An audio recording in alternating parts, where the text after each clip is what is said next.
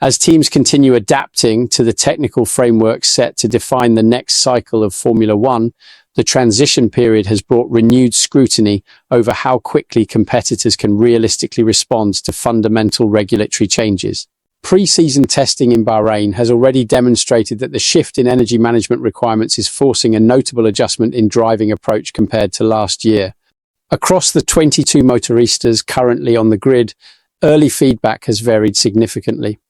With a stronger emphasis on energy conservation under the new power unit philosophy, the driving methodology now demands a different balance between deployment and recovery. This has inevitably influenced both performance expectations and broader sentiment within the paddock. Max Verstappen has been particularly outspoken about the 2026 regulations, describing the new cars as anti-racing, stating they look like Formula E with steroids, and adding that they are simply not F1. His remarks have circulated widely across international media throughout the Bahrain test sessions.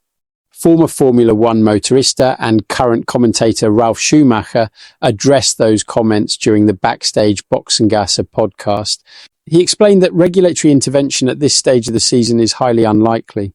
So close to the start of the season, it is usually almost impossible to change the regulations, he said. He noted that an exception would only be made if a demonstrable issue affected all teams equally, requiring unanimous agreement before any amendment could be considered. There is also the time factor, Schumacher added. If you intervene at this phase, it is not something that can be implemented overnight. Look at the example of Mercedes engines.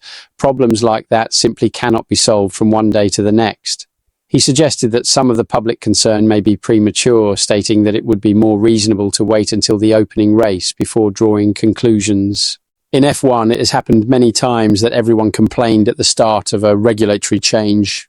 Schumacher, who won 6 Grand Prix during his career, also warned that public criticism should not come at the expense of the sport's broader image. He compared Verstappen's direct responses to those sometimes seen from Sebastian Vettel during his time with Red Bull. One thing should never be forgotten: where everyone in this sport comes from and what Formula One has done for all involved, including myself, he stated, emphasizing that the intention should always be to avoid harming the championship as a whole.